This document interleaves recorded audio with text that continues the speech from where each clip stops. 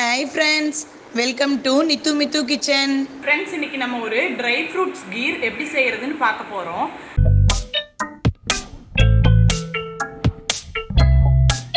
நம்ம சேனலை இன்னும் subscribe பண்ணாதவங்க subscribe பண்ணிக்கோங்க. வாங்க வீடியோக்குள்ள போலாம். அதுக்கு ரெண்டு மீடியம் சைஸ் கேரட்டை கட் பண்ணி ஆட் பண்ணிக்கலாம் ஒரு குக்கர்ல. கூடவே 2 டேபிள் ஸ்பூன் கடலைப்பருப்பு ஒரு 2 hours ஊற வச்சு அதையும் ஆட் பண்ணிக்கலாம்.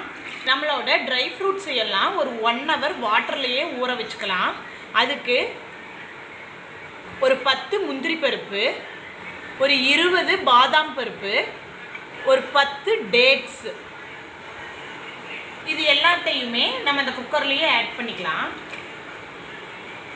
நம்ம இந்த ஊற வச்ச வாட்டரோடவே ஆட் பண்ணிக்கலாம். இப்போ இதை குக்கரில் 3 whistles வச்சு ஆஃப் பண்ணிக்கலாம். நம்மளோட ட்ரை ஃப்ரூட்ஸ் கேரட் இதெல்லாம் நல்லா வெந்துருச்சு. இதை நம்ம ஒரு மிக்சர் ஜாரில் ஆட் பண்ணி நல்லா ஃபைனாக பேஸ்ட் மாதிரி அரைச்சி எடுத்துக்கலாம். இதில் இருக்கிற வாட்டரை ஃபஸ்ட்டு தனியாக எடுத்து வச்சுட்டு இதை அரைச்சிட்டு அப்புறமா ஆட் பண்ணிக்கலாம்.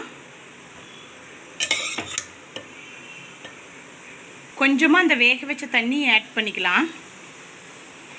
கூடவே ஒரு 6 ஏலக்காய் போட்டு நல்லா அரைச்சிக்கலாம்.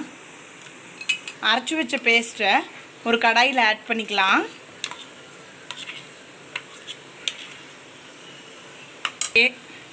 வேக வச்ச தண்ணி, 1/4 லிட்டர் மில்க்கு,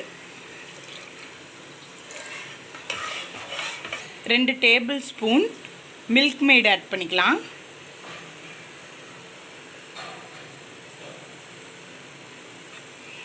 இப்போ இதில் வேணுங்கிற அளவுக்கு நம்ம வாட்டர் ஆட் பண்ணிவிட்டு நல்லா மிக்ஸ் பண்ணிக்கலாம். இதில் நம்ம சுகர் ஆட் பண்ண தேவையில்லை.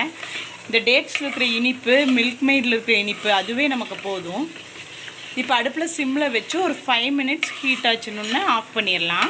சிம்மில் ஒரு 5 minutes வச்சு ஒரு 2 கொதி வந்தோடனே ஆஃப் பண்ணிடலாம். நம்மளோட ட்ரை ஃப்ரூட்ஸ் கீர் ரெடி ஆயிடுச்சு.